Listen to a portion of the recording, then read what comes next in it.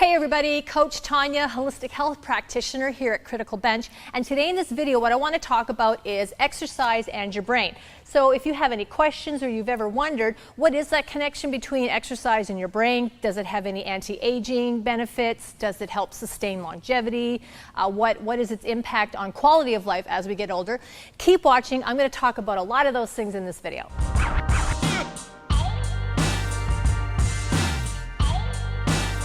All right, so the topic of exercise and your brain is huge. It's huge, and there is tons of research that's being done to not necessarily link the two, but to find out exactly what the impact is of exercising on brain function, longevity, anti-aging benefits, and certain cognitive like declines, different things like Alzheimer's, dementia, stuff like that. So it is a massive, massive topic, and there are infinite subtopics that we could break this up into and talk about, and we are going to do that. We're going to be making a series of other videos and breaking this down into different specific subtopics for you.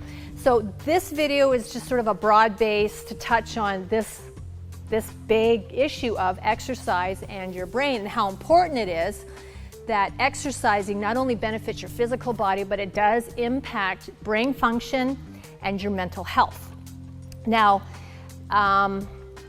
I am going to steer a little clear on some things just because I don't have or not able to confirm specific numbers, etc. However, this is something that has been studied for a long period of time, dating back to the 1800s. And as a matter of fact, the New England Journal of Medicine in 1887 reported the following. Exercise sustains and improves bodily health by expanding the lungs, quickening the circulation, and promoting growth in muscles and bones. But we know that besides doing all these things, exercise may be made to contribute to brain growth and to the symmetrical development of the mental faculties. All right, so this isn't a new topic. This isn't something that's just, new age or new millennium thinking or questions. What's happening is that this has just been an ongoing area of research. And in my research, what I've found is that the more research that's done, it just brings up more questions. And in my opinion, questions are a great thing, because the only way to get answers is to keep asking questions. And if you answer a question, if you have a question and it's answered, but it brings up a new question, that's fantastic, because it means there's just more areas to discover and learn about. So in almost 130 years or more of this type of focused research, there's still one underlying question that it's not that it hasn't been answered, but there's still varying opinions and views on it. Because when you think about it, the brain is such a vast territory that we really know little about. I mean, we know a lot more than we did, but it is really this uncharted territory that we continue to learn things about. And the magnitude and the potential of the power of the brain and what all it can do, and how we can utilize the brain for various things that we do besides, the everyday walking, breathing, reading, writing, is just, it's so infinite that it's this ongoing, I don't see an end to this kind of research ever, because we're only just tapping into what our brains can do and how it impacts all facets of our life. But in researching and looking at, exercising your brain, there's still one big question that a lot of people feel isn't entirely answered, and that is, so is it cardio? Is it strength training? Is it resistance training? Is it stretching? Is it yoga? Is it Tai Chi? Is it kickboxing? That seems to be the one big question. Is there one form of exercise that has a greater impact on mental function, brain health over anything else, and how much of it should be done to have that positive impact, to keep mental faculties strong, to help in things like minimizing the effects of, as we get older, memory tends to fail a little bit, and what can be done to help prevent that, or to help put it off or slow it down as much as possible. So I didn't find one conclusive answer. I did find a lot of research that supported aerobic exercise, and I wasn't able to confirm nor deny that the reason aerobic exercise was the one that I found more information on was because it is the one form of exercise that maybe is better, has a greater positive impact, or was it just the one form that was more tested than other types of exercise? Now, when I think about aerobic exercise as being a great way to improve and positively impact brain health, it does make sense from a biological perspective. When you think about when you exercise, what happens? Well, you get the blood flowing, it gets moving quickly. What's in the blood? Oxygen. Where does it go? Everywhere. So if you're doing cardio related exercises, the blood's flowing, it's delivering more oxygen to all your cells, including your brain. So it makes sense that cardio driven exercises are going to support healthy brain function, positive brain function, and yeah, I mean, it just makes sense. All right, so in still doing more research, finding something a little closer to home and a little more current, I happened upon a research that was done at the University of British Columbia, Canada, my hometown. So that was really cool to find. And here is what their study found. Now, I think the study was done somewhere around 2015. I'm not 100% sure of that, but it would appear that that's when it was done and when their results were published. But here's what they found from their study. Regular aerobic exercise, the kind that gets your heart and your sweat glands pumping, appears to boost the size of the hippocampus, the brain area involved in verbal, memory, and learning. It also showed that resistance training, balance, and muscle toning exercises did not have the same results. All right, so again, another study that did support or found that aerobic, more aerobic inclined exercises had a very positive effect on the brain. It's not necessarily saying that resistance training and all those other types of exercises are bad, just saying that it did not seem to show the same results. So it's very important, I think, that we keep that awareness, and that one isn't there. No one is saying that one is bad, one is good, because all exercise, I mean, if done properly, if executed correctly, done consistently with good nutrition, is good for you. We're just trying to find answers to, or I'm trying to find answers to, you know, what exactly this connection, exercise in your brain, how does it impact, and what can I find to share with you that supports it? All right, so why do we care? Why should we care? Well, two things that I wanted to point out is that the 65 plus age group is the fastest growing demographic by world population statistics, and that is projected to be about 20% of the entire world population by 2030. Now, 20% may not sound like a lot, but you know, people are living longer than we did many hundreds of years ago. Improved, just improved standards of living, better food, better sanitation, all those sorts of things, advancements in medicine. A lot of the stuff that has been learned over hundreds of years has led to a population of human beings that can live longer.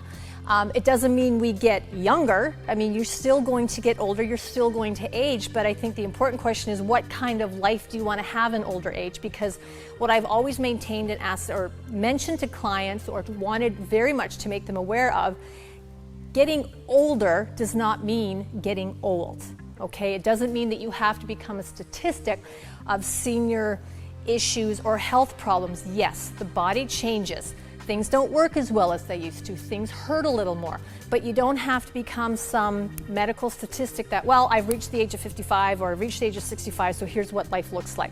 No, life looks like how you want it to look like. So all of this research, all of these things that we're asking about, researching and learning about, are helping us to sustain, really a higher quality of senior living and senior life. I mean, go to your local gym even, and go to a Zumba or yoga class, and look at the room and see how many of those people are not in their 20s and 30s, how many of them in their 40s, 50s, even 60s.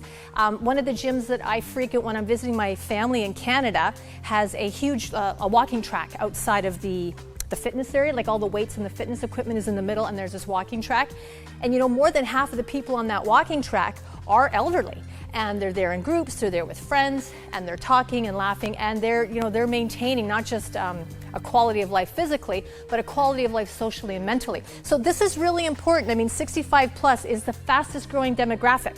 So another way to look at it without sounding mean, I guess, is do we want an aging population that is becoming sick and ill and immobile, in need of so much assistance that demographic becomes a demographic that we have to look after more than what would be necessary if we know for a fact, and we do know, that exercise, health, fitness does help with brain function, helps keep people feeling young even if their bodies are getting older, and they're able to sustain quality of life into senior years. Now, the projection of 20% by 2030, that's pretty big. I mean, 20% doesn't sound like a big number, but that's a pretty substantial group of people. So how awesome is it that this demographic can go into senior age feeling fantastic, being able to, sustain living in their own home, looking after themselves, or in some of these senior living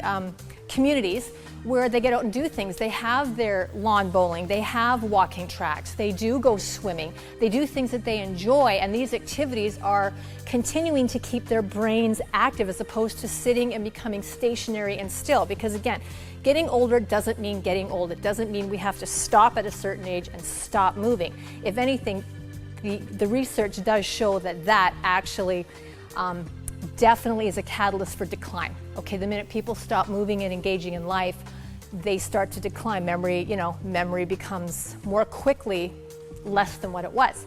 All right, so important numbers worth thinking about. And the other thing is, this becomes a priority. Not a lot of people 65 plus are as concerned about having washboard abs. They're not as concerned about having the best butt in the room. They're not as concerned about being ripped and buff and being able to out bench press their buddies. That really isn't a priority in the 65 plus age category. But being mentally strong and fit and aware and capable of, thinking and looking after themselves and staying alert, that becomes a bigger priority. Brain health becomes a huge, huge priority. It's not about what's your 1 rep max at 65.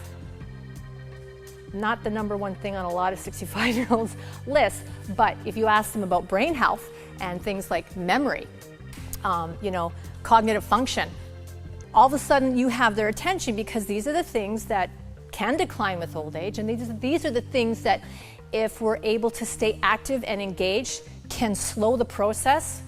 Well, who wouldn't want that? Who wouldn't want that for themselves, and who wouldn't want that for aging parents, family, and friends? Okay, so kind of tying things up here for this video, in general, a couple points I want to make are the following.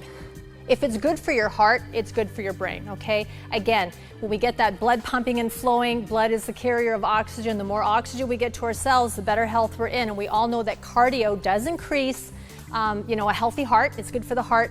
But a lot of what these studies and the research that I found do point to, if what you're doing is healthy for your heart, it's definitely going to have a healthy impact on your brain as well.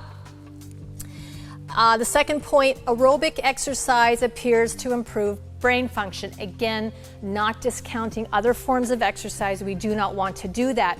But right now, it certainly seems to be that more aerobically inclined exercises do have that positive impact on brain health and mental function. And again, when you think about a lot of that, in my opinion, has to do with oxygen. The oxygen being delivered to the brain, because when you're cardio and you're huffing and puffing, that blood is flowing and it's sending oxygen everywhere, including your brain.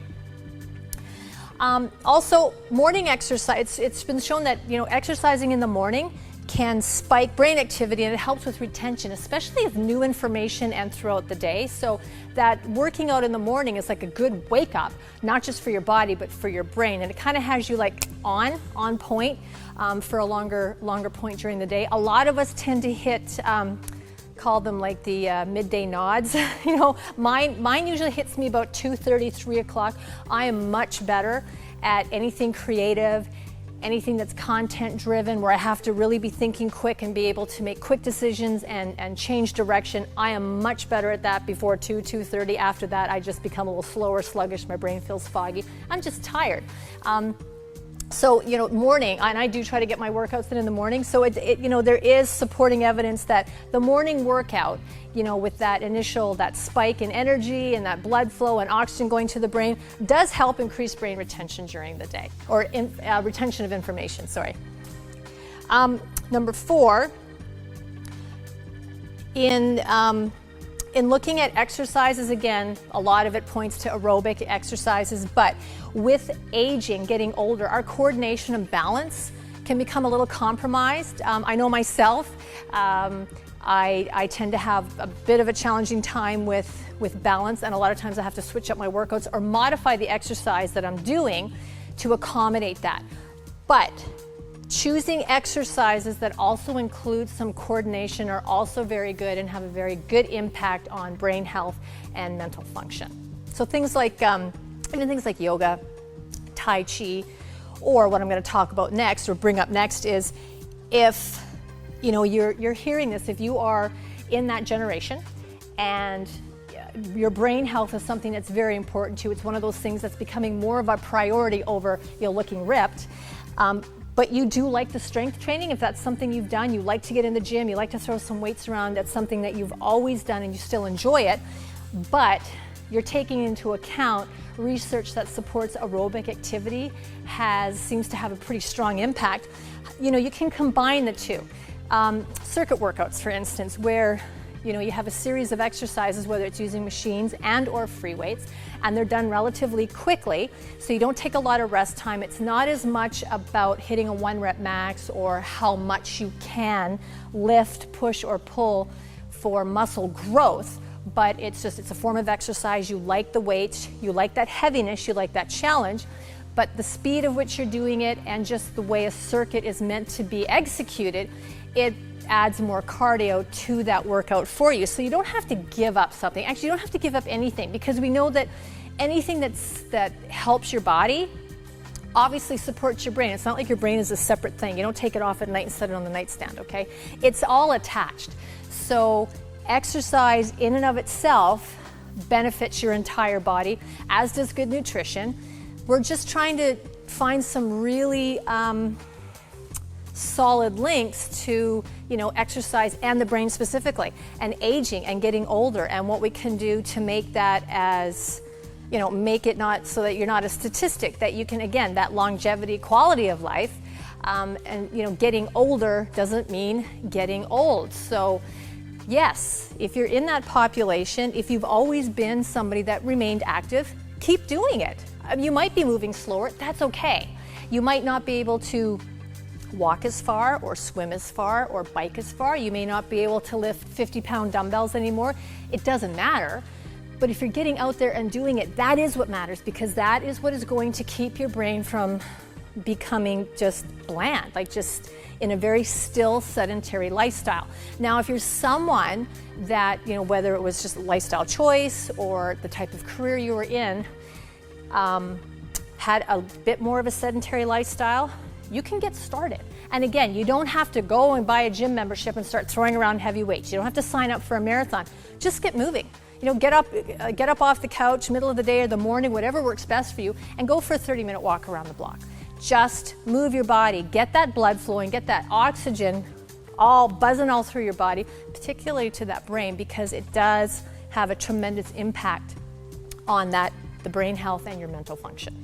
Hey, thanks for watching. I hope you enjoyed the video. I hope you learned something. Share it with your friends. If you did like the video, please give it a thumbs up. If you liked what you saw here, please subscribe to our channel. We got lots of videos, lots of great content, and we are going to be bringing you more videos on this topic, so stay tuned. Again, thanks for joining me. Have a great day.